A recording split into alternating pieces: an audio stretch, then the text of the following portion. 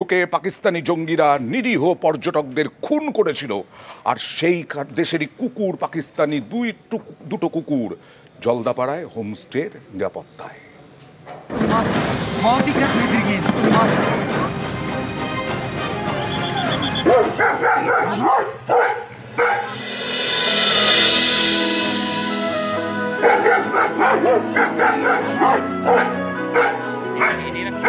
একজন মালঙ্গি আরেকজন টবু, দুজনেই বুলি কুত্তা, পাকিস্তানি ব্রিড।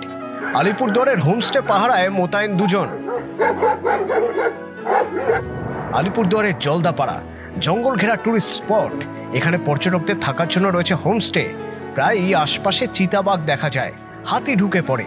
পর্যটকদের সুরক্ষা দিতে রাজস্থান থেকে দুটি কুকুর আনে হোমস্টে কর্তৃপক্ষ। পাকিস্তানি বুলি কুত্তা, শক্তিশালী। এরা পাহারা দেওয়ার কাজ করে। বছর দুয়েক ধরে এরা জলদাপাড়ায় হোমস্টেতে। এদের বয়স এখন 4 বছর। লেপার্ড এখানে আসে মাঝে মাঝে, যদি হাতি আসে প্রচন্ড ঘেউ ঘেউ করে, শব্দ করে, তখন সতর্ক হয় লোকজন যে হয়তো কোনো বন্যপ্রাণী ঢুকে গেছে।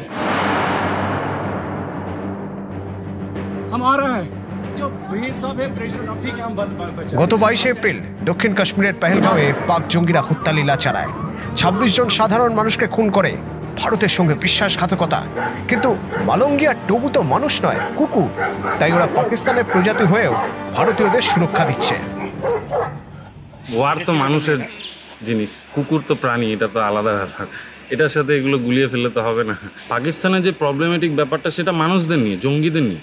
এটার সাথে তো কোনো কুকুর বা কোনো প্রাণীর কোনো সম্পর্ক নেই। আমাদের পাকিস্তান করেছে নিশ্চয়ই, মানে আমরা একদমই এগেনস্টে। কিন্তু কুকুর, জীবজন্তু, এদেরকে এইসব বর্ডারে এপার ওপারে ভাগ না করাই উচিত।